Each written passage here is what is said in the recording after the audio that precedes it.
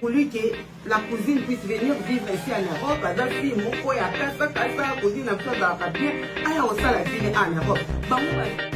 Vraiment. Coucou la famille, j'espère que vous allez bien. Moi aussi, je vais bien par la grâce de Dieu. Napesibino le sako po toza na masolo ya ba maman bande konanga. Toza na basolo ya ba maman, toza lundi 14 février. Mokolo ya bolingo. Lelo mingi ba fetaka feti ya bolingo. Saint-Valentin o ebengami. Alors ponanga na monaka eza mabete, eza vraiment occasion peut parmi ba occasion o esalaka ke couple et se retrouver. Bien sûr, ndenge Moukelelo barake, c'est tous les jours, oui, mais il y a aussi les occasions. Tous les jours, peut-être, batumoussous occasion, zalakate, moussala, tout ça, ils pensent pas, mais les lots vraiment, eza bongo, ezalaka bongo, pour na bateau balingani. Alors, maman, ce qui papa lingakayo, la qui sa bolingo. Papa, ce qui peut maman lingakayo, la qui sa bolingo. Ce qui bolingani, alors bolingo nabino, et où, mais la, libela na libela. Oui, la famille, losako, toye to sola mwa muke na tongo, masolo ya tongo, o efungo la kabiso mayele, o epesa kabiso vraiment, comment, fungo la mayele, ça nous fait grandir, ça nous fait réfléchir, bonio. Nangina tout nandekonanga, tu es quel genre de personne, de personnalité, na vie na yo, na makambo salaka, na ba relation, nyonso amoureuse, moussala, tout ça. Tu es du genre, ya bateau, ba se décourageaka rapidement, facilement. Tu es du genre, ya bateau, baza courageux, oyo ba luka kata, si azo luka, menandenge ya bien, eza ndenge nini.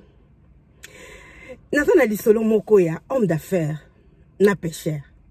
Mokolo mosusu na tongo homme d'affaires azo tambola, zaika na besoin zwa mwa mupepe bande konanga, azo tambola. Akomi pembeni ya ibale moko, akutanye na pêcheur, azo bima, na bambisi. Atunya alobi, ah papa, na tongo boye. Outi wapi bo, sali butu. Papa na lobi no, na sali butu te. Na yaki kaka na tongo na ye, ko banda pêche na nga na zo banda boye. Vraiment, na za beni, d'habitude na yaka na banda tongo tipo kwa na ozo kaka mwambisi muke. Mais lelo na ye na bandi kaka boye, na zui oyo nyonso moninga nango, siko na zo zonga na ndako na kende to lia na famille na libota na nga to sepela. Alors, homme d'affaires atali alobi, ah papa, journée no ezalaki ndenge nino, pensaki nini po na journée na yo. Pêcheur alobi, oui, na pensaki na ye koluka, po tozo ya kolia. Ah bisi alobi, papa, ozo mona te ke journée no ebandi malamu, papa. Il fallait continuer na ko pêcher, ko ça la pêche na yo, au continuer. O ko zwa ebele lisusu ko leka. Et ko permettre ça la makambo susu. Pêcheur alobi nani papa bonyo zo lukelanga makambo boye, na si na zwi nga na zongi biso za bongo, ozi ole, ozi osakani osepeli mokolo wana eza ya yo, nga ndenge na zabwe na zo kende, na sepela, na bana mwasa lamba, tout ça, tout vivre. Lobi lisusu na koya lisusu so yisu na zui kaka bongo. Pêcheur homme d'affaires a ebisi pêcheur a lobi papa.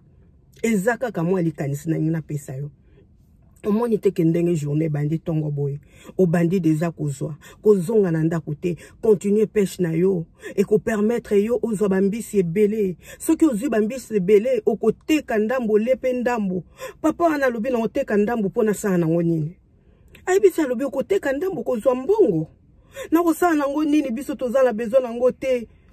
Homme d'affaires ayebisi alobi papa tala ba matériel osalaka nango penser. Abandi kofungola esprit. Ayebisi alobi lelo soki ozwi ebele.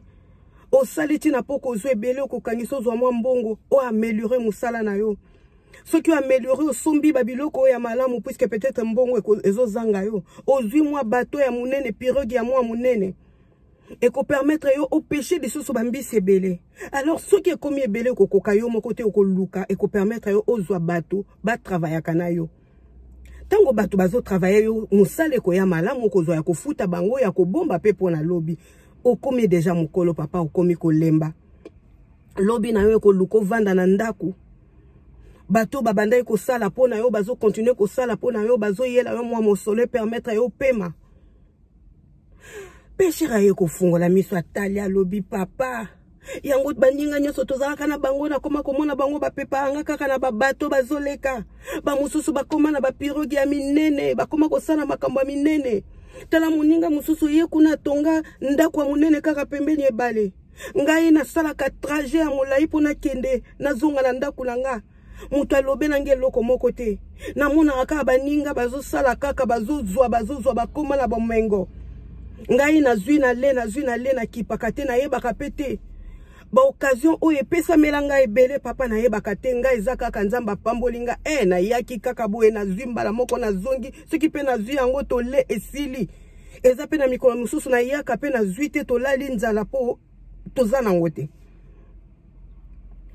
pécheur aye kofungola miso ayebisi homme d'affaires merci alobi na ye papa sosola papa ana alobi na ozonga so na ndako te lokola naza nano makasi boye mosala mpe bandi boye papa na yoki nazokende nateka oyo nabandela lisusu peshe na nga toute la journée na kosala oyo lobi na nga nasala oteyi nga malamu ofungoli nga nga natalaka lobi te namonaka eza na importance moko te namonaka eza na ntina te me nazosouffrir nazotalaka ya kolia makambo mosusu natalaka te me na comprendre makambo ebele na vie ofungoli nga miso pambolama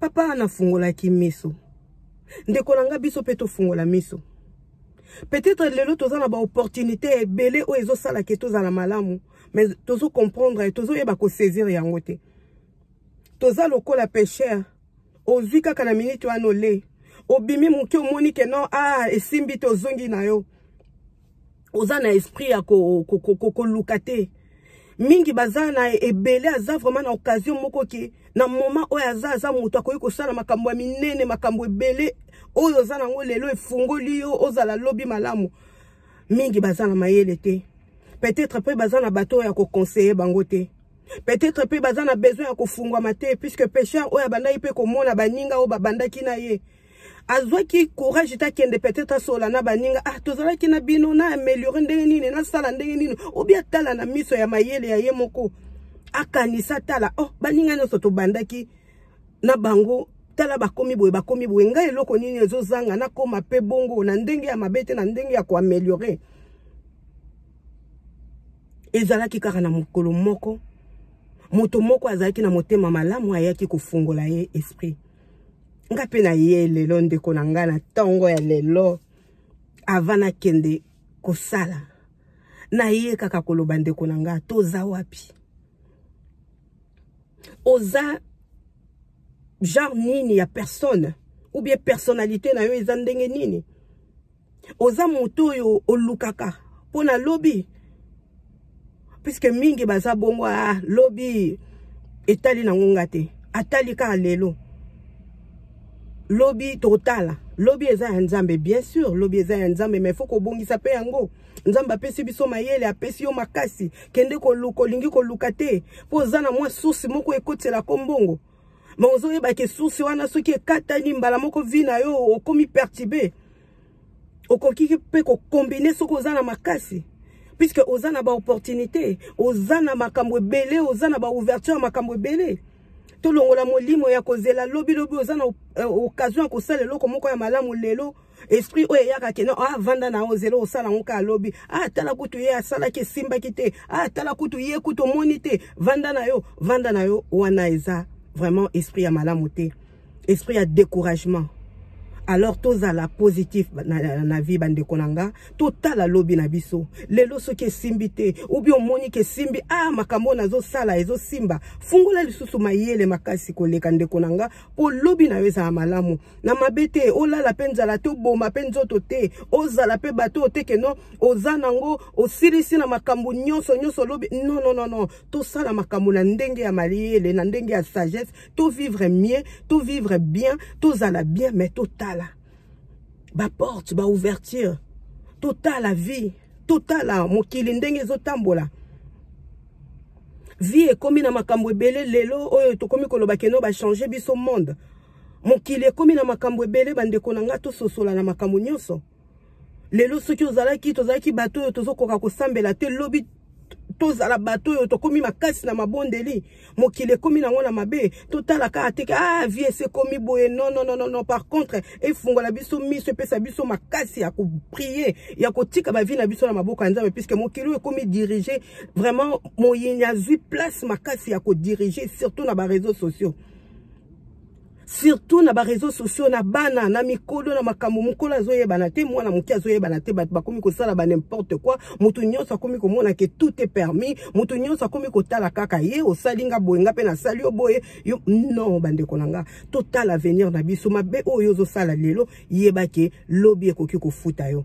Alors pour lobby mabe futa te to sala malamu pour lobby na biso za malamu to réfléchir pour na makambo na biso réfléchir lelo ndeko nanga.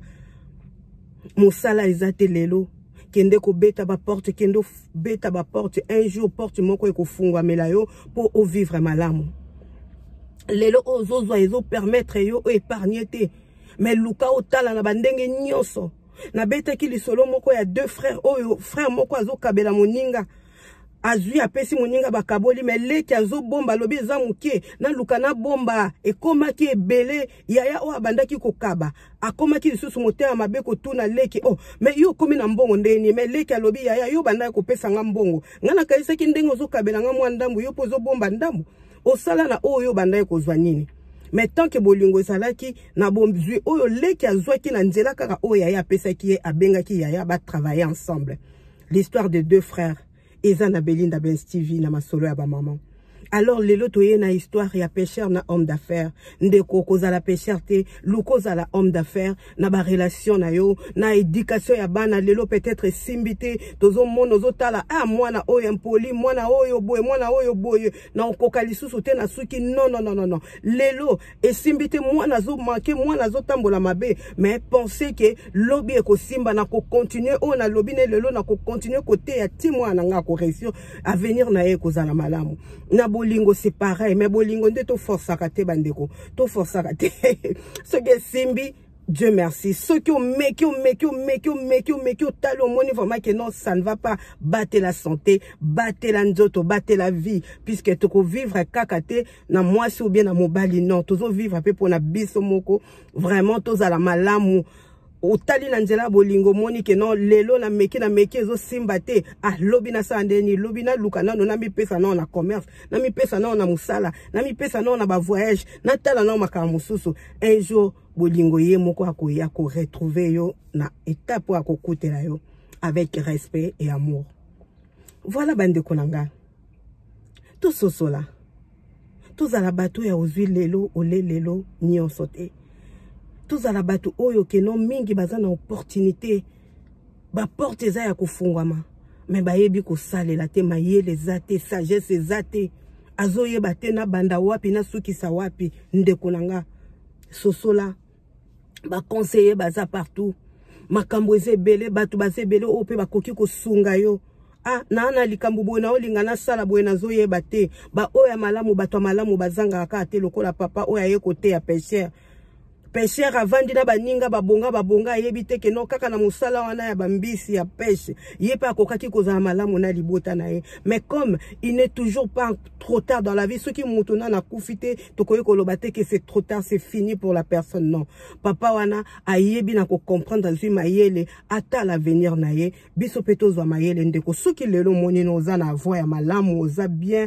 ozo ça na makambo na ona ko banga nzambe makambo ezo simbe ezo marcher oza ko vivre bien tant mieux ce qui peut oyo monique moi kokoso ezali okomi ko se décourager ozo yeba te na osala ndeni ndeko sosola zwa mayele ba réseaux sociaux ezana makambo ebele oyo ezo fungola biso pe mayele likambo nyonso ko beta na sala ni na zongisa boye okozwa okoyeba ekofungola na makambo ebele baningo ozo mona baza malamu luki otala ah ngai pe na koyi ko sala ndenge nini pona améliorer musala o nazo sala na moni eza malamu te na luka na changer na sala musala mususu oyo ko zala bien pona nga pona santé na ngai pona vie na ngai vraiment to réfléchir bande konanga eza kaka réflexion et fongola biso miso total la place tozali soki opportunité à ko évoluer ezali pourquoi pas to mekana ko évoluer pour lobi na biso tozala malamu. Là on parle de l'avenir, on parle de l'argent, on parle de courage, on parle de